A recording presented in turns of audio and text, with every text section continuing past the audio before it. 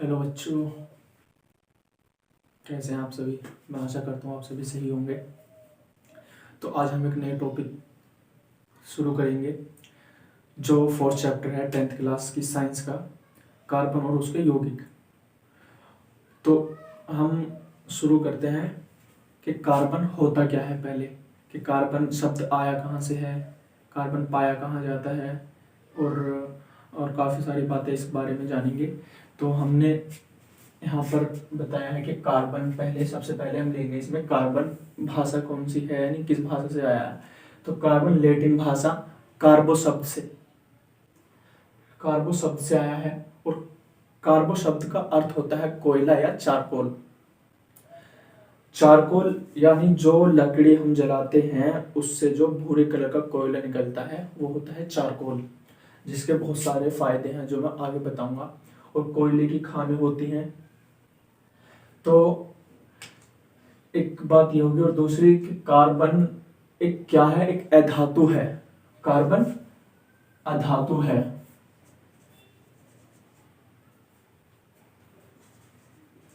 और इसका प्रतीक कैसे डिनोट कैसे करते हैं, तो इसका प्रतीक है सी, जिसका प्रतीक सी है, जिसे हम सी से डिनोट करते हैं कार्बन को। और कार्बन जो आवर्त सारणी में है, यानी कार्बन का परमाणु क्रमांक क्या है, तो कार्बन का परमाणु क्रमांक है 6। परमाणु क्रमांक वो है 6, और द्रव्यमान संख्या इसका होता है 12, यानी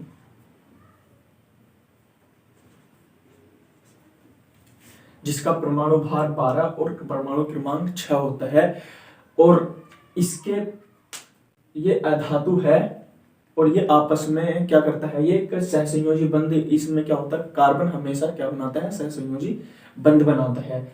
तो कार्बन हमें मिलता कहाँ कहाँ है, कार्बन यानी कार्बन हमें अपनी भूपर्टी, जो पृथ्वी है, भूपर्टी यानी जो पृथ्वी की ऊपरी जटिल सतह है, पृथ्वी की ऊपरी जटिल सतह है, इस पर कार्बन पाया जाता है। वायुमंडल में कार्बन पाया जाता है। जो भूपर्टी में कार्बन पाया जाता है वो होता है 0.02%।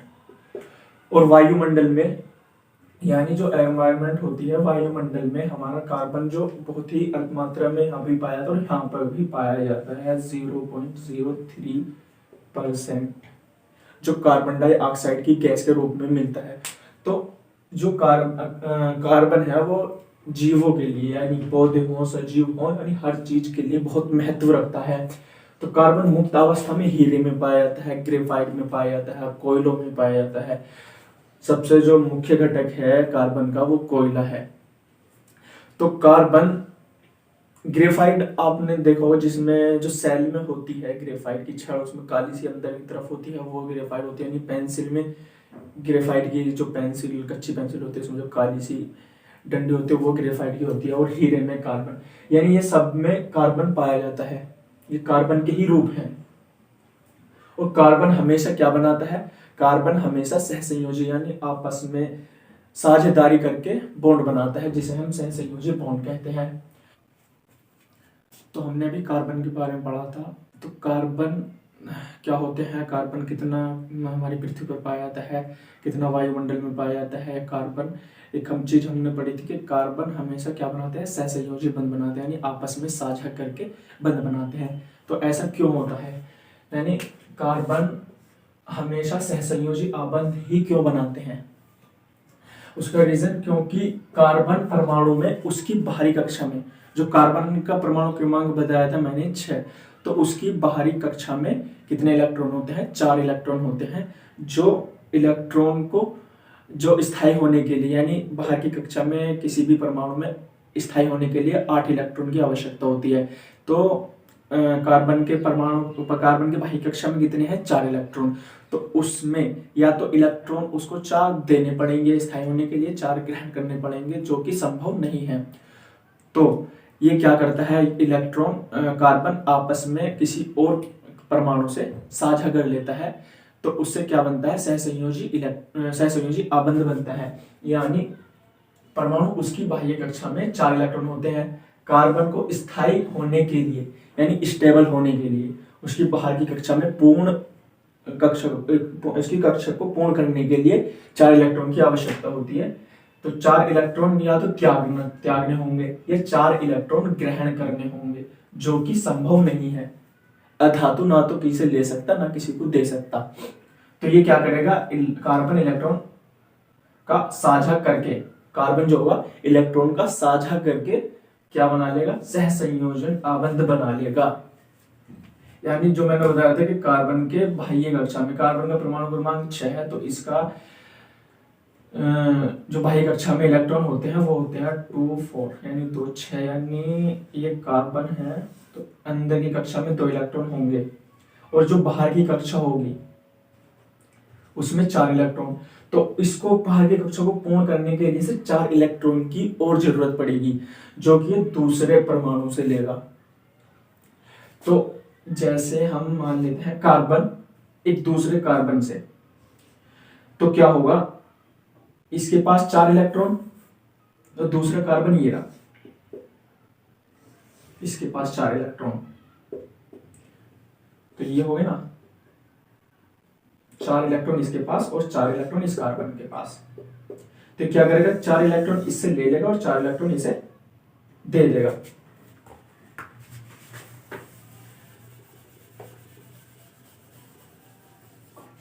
आपस में ये क्या करेंगे, इलेक्ट्रॉनों का साझा कर लेंगे।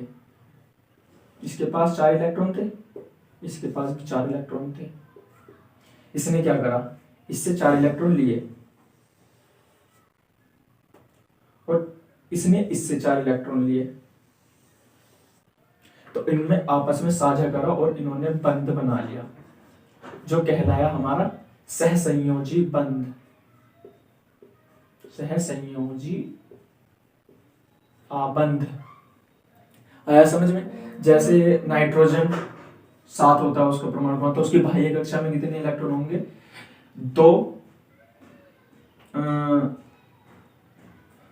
इसकी बाह्य कक्षा में इलेक्ट्रॉन होंगे 2 5 3, तो इसकी बाह्य कक्षा में 3 इलेक्ट्रॉन, इसकी बाह्य कक्षा में 4 इलेक्ट्रॉन। तो ये आपस में साझा करके सहसंयोजी आबंध बनाते हैं। और दूसरी बात,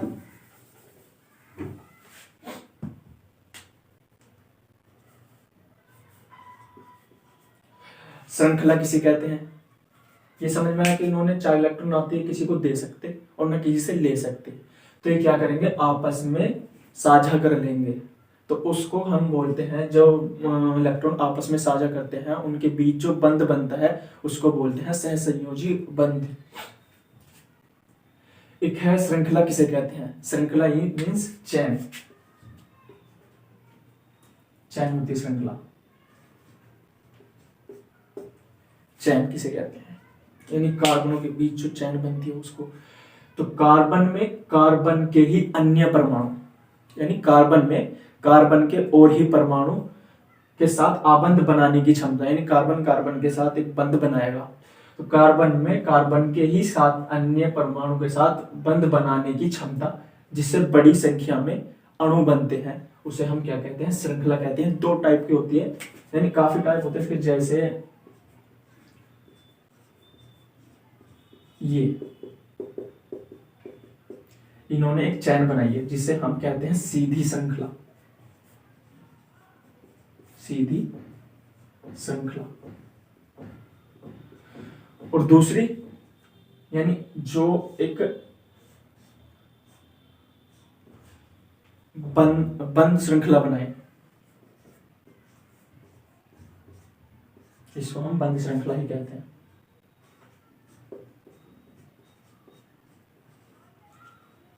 यानी इसने अपनी पूरी चैन को, ये चैन थी, इसने पूरी चैन को एक बंद कर लिया, यानी इसको हम बेंजीन रिंग भी कहते हैं एक। तो लेकिन ये क्या है, कार्बन की एक बंद श्रृंखला है। तो श्रृंखलाएं जो कार्बन कार्बन अन्य परमाणु से मिलकर क्या आपस में बंध बनाते हैं, जिससे बड़े अणु बनते हैं, जैसे कि ये अणु बना बेंजीन या ये प्रोपेन बना। तो मैं इस बारे में, यानी जो तुम्हारे यौगिक होते हैं, तो वो कार्बन कार्बन से मिलकर जो बनते हैं एथेन मैथेन प्रोपेन, यानी नोमेनक्लेचर या नामकरण, वो मैं आगे पढ़ाऊंगा, तो मैं इसके डिस्क्रिप्शन में डाल दूंगा। तो उसके बारे में मैं आपको बहुत अच्छे से समझाऊंगा कि कार्बन कार्बन से मिलकर क्या क्या बनता है। इसमें बंध बनाने का एक तरीका और होता है, यानी जैसे हमारे पास कार्बन है, वो अगर किसी और परमाणु के साथ, अन्य परमाणु के साथ बंध बनाता है तो वो सहसंयोजी बंध बनाते हैं, साझा करके बंध बनाता है।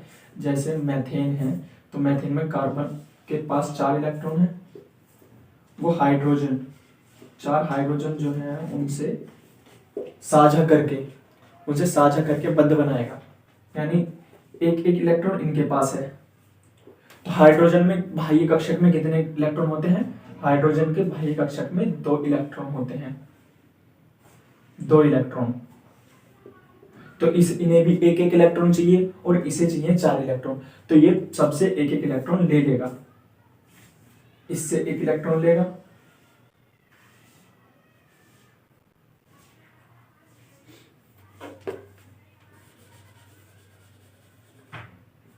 ये क्या करेगा, इससे एक इलेक्ट्रॉन लेगा, इससे भी एक इलेक्ट्रॉन लेगा, इससे भी एक इलेक्ट्रॉन लेगा और इससे भी एक इलेक्ट्रॉन लेगा, जिससे क्या होगा, हमारे कार्बन के पास पूरे 8 इलेक्ट्रॉन हो जाएंगे।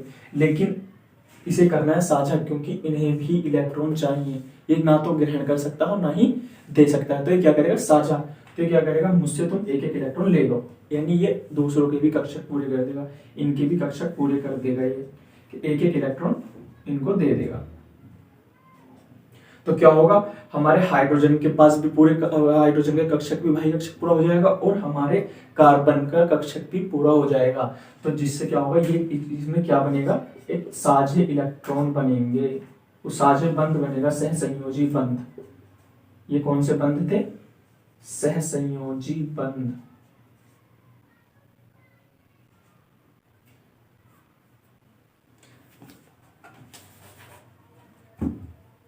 ये बनाएंगे सहसंयोजी बंध।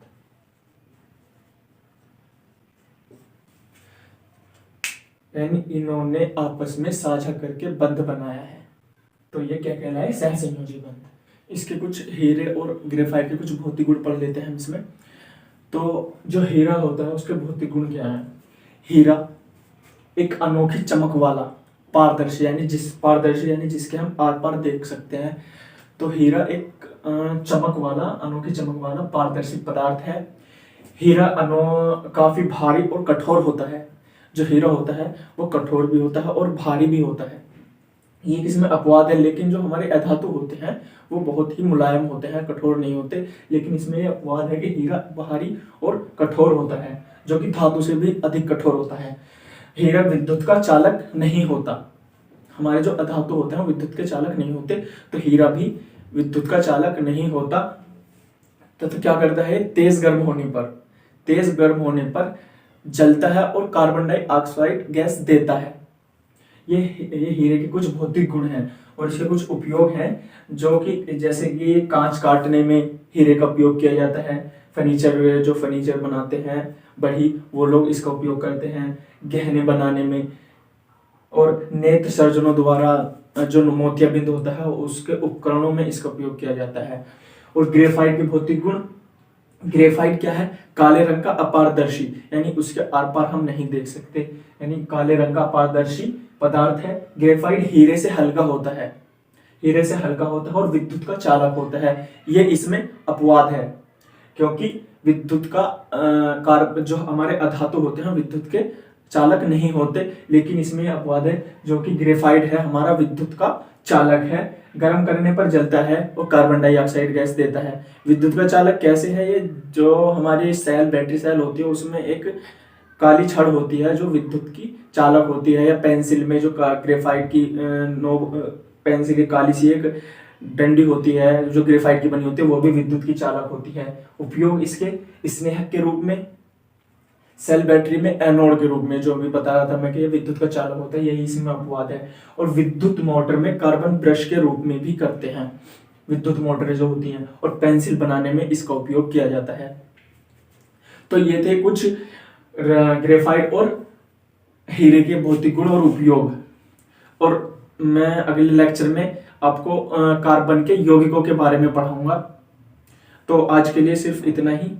Thank you for watching my video. और अगर आपको अच्छा लगता हो, समझ आता हो, तो वीडियो को ज़्यादा से ज़्यादा शेयर करें, 10th क्लास के बच्चों तक पहुँचाएं, क्योंकि एग्ज़ाम का टाइम जल्द ही आने वाला है, तो ज़्यादा से ज़्यादा बच्चे तैयारी कर सकें। शॉर्ट क्वेश्चन है, 2-2, 3-3 नंबर में आते हैं। क्या इम्पोर्टेंट क्वेश्चन है, इम्पोर्टेंट हीरे के बारे में 2-2 नंबर में पूछ लेते हैं इनके बारे में। तो ज़्यादा से ज़्यादा बच्चों तक मेरी वीडियो को शेयर करें, लाइक करें, कमेंट्स करें। Thank you.